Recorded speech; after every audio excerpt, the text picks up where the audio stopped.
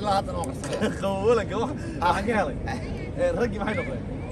qaar dumar noqday dhanka iyo doonta baad aad u la kulmeen waa la arkay subhanallah barba xabdaa aad baan idin salaam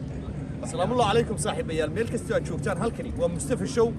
aniguna waa Mustafa waxaan ku suganahay magaalada Mannheim ee dalkani Jarmalka waxaan la kulmay magaciisa isaga idin sheegay magacaygu waa Cabdilaahi Dulle maxaa ku raaca Cabdisalaam daa wixii ay dadku ku sheegi jireen a iyo ba iyo wa iyo a iyo na marka la isku daro waa abwaan dadka mar dhaweydaan halkaa wax ka cunaynayba waxaan dhageystay gabay la yidhaahdo Qurbanacas abwaan gabayga Qurbanacas adigoo labiyo saddex meeshu waa waddo dulqaadan kartaan gabayaro gaaban oo la yidhaha Qurbanacas markaa wuxuu ku bilaabmayaa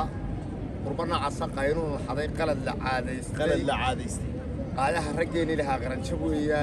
weeyaan qamri iyo daroogay bartay qaarna waa dumar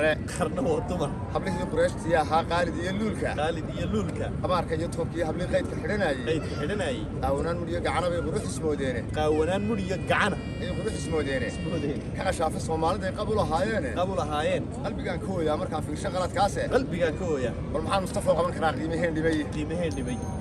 ما هو حيقوم غيركيga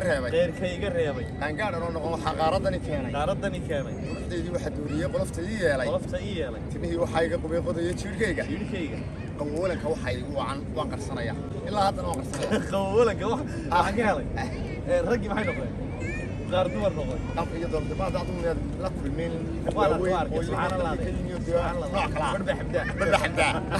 aad baan idin salaam